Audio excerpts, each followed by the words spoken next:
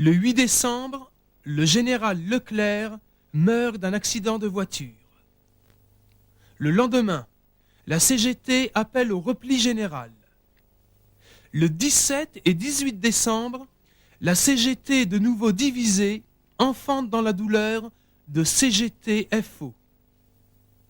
D'influence américaine, elle symbolise la fin de l'union syndicale, mais également la volonté de divorce des deux super grands. La guerre froide s'installe. Ce n'est qu'en 1957 que l'on crée les caisses de retraite, les ACEDIC et UNEDIC, ouvrant ainsi de nouveaux droits sociaux aux salariés et enfin aux chômeurs. La CFTC donne naissance à la CFDT. Les conflits d'indépendance rythment cette période des 30 Glorieuses. De mai à juin 1968, la colère estudiantine, les nombreux débrayages ouvriers marquent la dernière tentative de grève générale. Après des semaines de paralysie, de révolte, de troubles, d'utopie et d'espoir, les accords de Grenelle sont perçus comme le premier discrédit des organisations syndicales. On leur reproche la normalisation de leur rapport avec le patronat. Dès lors, les organisations syndicales vont voir leur effectif décroître. Les années 70 représentent le début d'une période de crise. L'effilochement des grandes industries telles que la métallurgie, les charbonnages, réputés noyaux durs du syndicalisme, laissent les grandes centrales affaiblies. Les années 80 voient les syndicats du secteur public se développer. Ils sont à la recherche de nouvelles voies syndicales. C'est l'époque des coordinations. Souvent corporatistes, elles tentent de donner un sens démocratique à l'action syndicale, essayant de prendre en compte syndiqués et non syndiqués.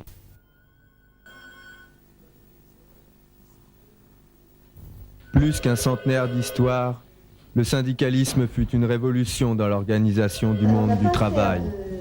Aujourd'hui, l'heure est au bilan et l'avenir plutôt incertain. Une situation économique et sociale en pleine mutation. La technologie remplaçant la main-d'œuvre qui constituait la base des mouvements ouvriers. L'internationalisation des rapports de production provoque le désœuvrement chez les travailleurs qui désertent le rang des syndicats. Monsieur Francis Martin, 53 ans, syndicaliste de longue date, il a toujours milité au sein de la CGT.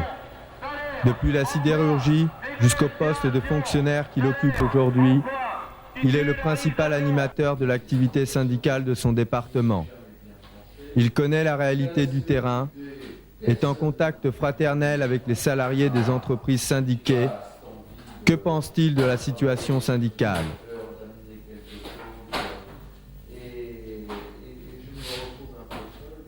En France aujourd'hui, il y a une réalité que personne ne nie, nous les premiers. Le syndicalisme a été mis à l'écart et est en difficulté, en réelle difficulté. Et nous pensons qu'il faut qu'on revienne aux notions premières du syndicalisme. La notion première du syndicalisme, c'est-à-dire au moment de la naissance du syndicalisme, c'était les salariés, les gens de l'époque, on les appellera comme on voudra, toujours est-il, ont réfléchi qu'ensemble on serait plus fort. Et donc il fallait mieux se grouper pour essayer de mener le combat. Et nous, notre première des idées actuelles, en 1995, dans les années 2000, c'est de reconstruire ce syndicalisme. Un syndicalisme, naturellement, on a 100 ans, c'est un centenaire, donc un syndicalisme aux couleurs d'aujourd'hui, entre guillemets. On a vécu un certain nombre d'actions dans les 10 dernières années qui, malheureusement, se traduisaient souvent par des résultats moyens, voire négatifs. Là, nous avons des luttes et des succès. Et dans ces succès, il y a aussi du nouveau.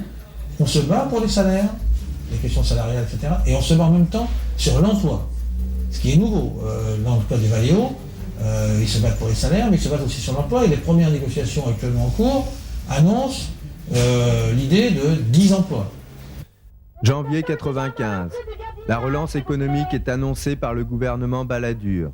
Pourtant, les employés de l'entreprise Valeo-Châtellerault sont en grève depuis 3 jours. Ils réclament une revalorisation de leur salaire, mais également la création d'emplois afin d'endiguer le chômage et l'emploi d'intérimaires soumis aux aléas du carnet de commandes des entreprises.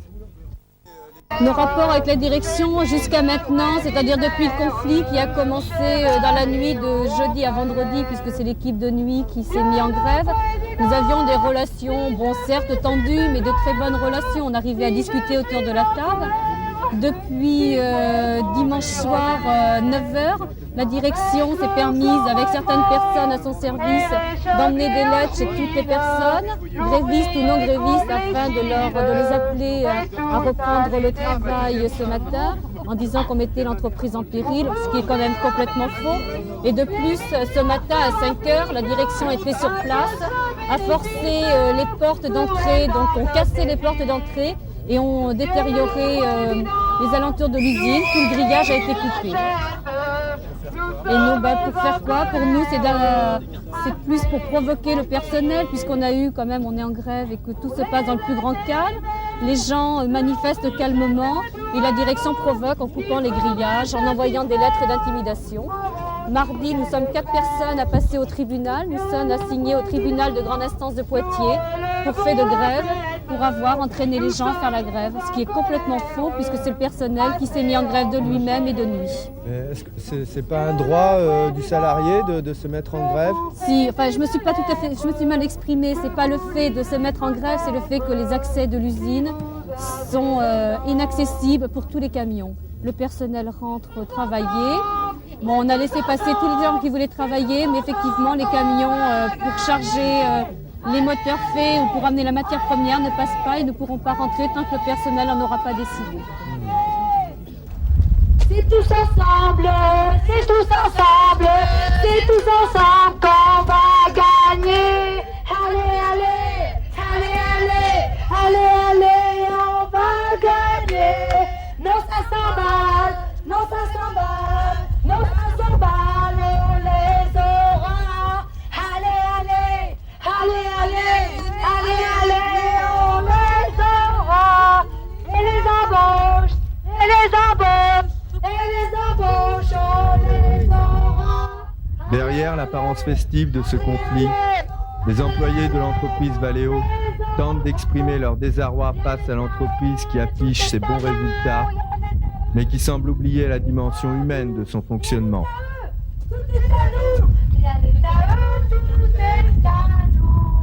Et tu fais partie d'une organisation syndicale? Non, tu es un indépendant. Et le syndicalisme, ça représente quoi pour toi? Depuis que le monde est créé, heureusement qu'ils sont là, c'est tous les acquis sociaux qu'il peut y avoir, c'est à cause des syndicats, enfin, en partie, donc c'est important. Et toi, tu te sens pas assez solidaire pour, par exemple... adhérer? Pour adhérer? Non, peut-être pas encore, non. Je suis peut-être encore un peu jeune, quoi. Peut-être dans 5 ou 6 ans de là, je serais peut-être plus solidaire, plus convaincu. Pas convaincu, parce que c'est pas ça, mais... je sais pas. Mais bon, mes opinions, elles sont nettes, claires et précises, quoi, je veux dire. Mais bon, pour adhérer, non, je suis peut-être pas encore assez vieux, c'est tout. C'est peut-être après une question de maturité, quoi, par rapport à ça, par rapport à la vie professionnelle, à la vie courante. Donc, je suis un peu jeune, quoi, peut-être certainement de parler des choses comme ça. Et tes opinions, c'est quoi alors par rapport au patronat? C'est difficile, quoi. C'est difficile. Non, c'est difficile.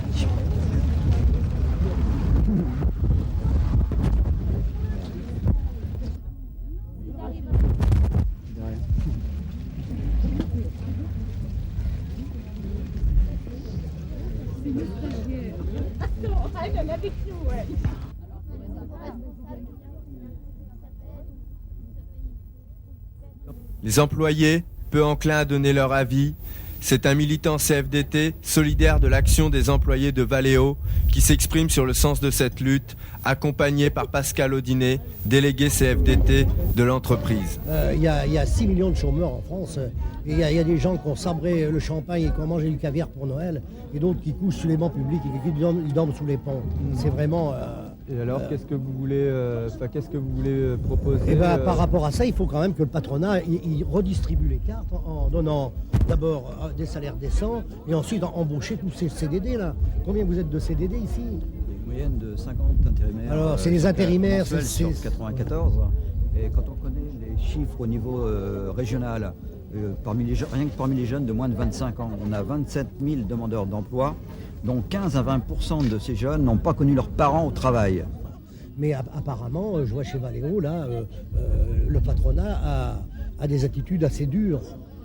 Donc par rapport à un patronat qui a une position dure, eh bien, il faut bien que les syndicats aussi se déterminent par rapport à la politique qui mène. Alors donc aujourd'hui, on voit qu'il y a 70% des gens de chez Valeo dans la cour. C'est quelque chose de dur, c'est une grève qui est dure. On le sent bien, il y a actuellement une opposition qui est grande entre les deux partis. Hein. Valeo, quand même, c'est des boîtes qui sont importantes, comme Alstom. Moi, je dis que il faut repartager les choses, il faut revoir les choses. C'est pas normal, tout ça.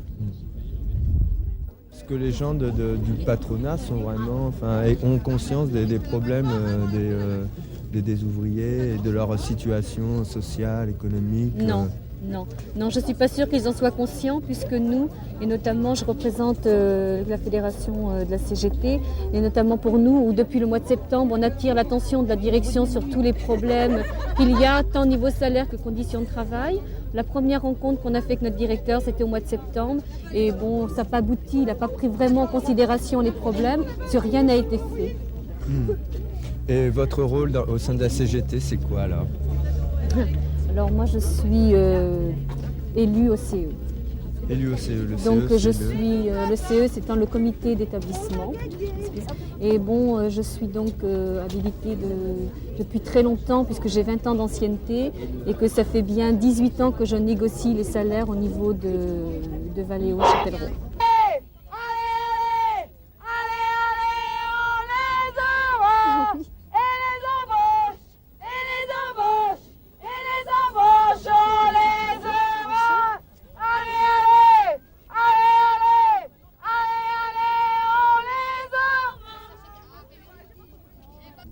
Ces personnes voulaient savoir un petit peu comment ça se passait, comment était la pression dans l'usine vis-à-vis de la direction.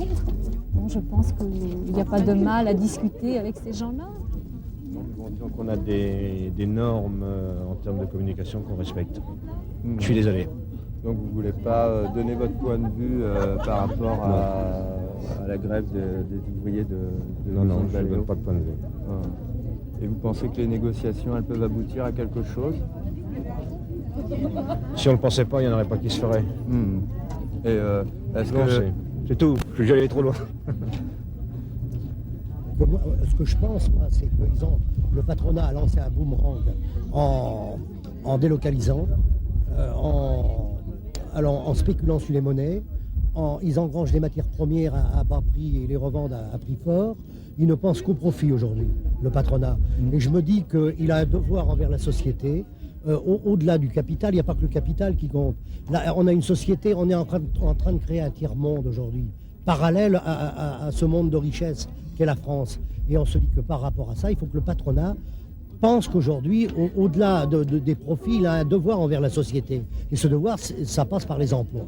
Voilà, c'est comme ça que je vois les choses. Mais comment faire pression sur le patronat? Moi, ce que je pense, c'est que le boomerang qu'ils ont lancé, là, eh bien, il va nous revenir en pleine figure, à savoir que c'est la rue qui va obliger le patronat à reculer. C'est ça. Hein. Donc une renaissance de l'action populaire. Moi, c'est ce que je pense. Qui, par un ras-le-bol généralisé, va... Exactement. Je crois que tous les ingrédients sont réunis aujourd'hui pour qu'il y ait des trucs comme ça. On le voit aujourd'hui. Hier, c'était Alstom. Aujourd'hui, c'est Valeo. Avant-hier, c'était le Roi Sommer. C'est par rapport à des actions comme ça que la rue va faire prendre conscience au patronat qu'il y en a ras-le-bol. Et je veux dire que quand le patronat en aura pris conscience, hélas, ça sera trop tard. Dans l'après-midi, nous retrouvions M. Martin à l'Union départementale pour connaître son rôle lors d'un conflit. Alors, l'Union départementale a quand même un certain nombre de pouvoirs auprès des directions départementales du travail, auprès du CNPF, auprès des préfectures, sous-préfectures, auprès éventuellement des autres organisations syndicales, s'il y a autre organisation syndicale.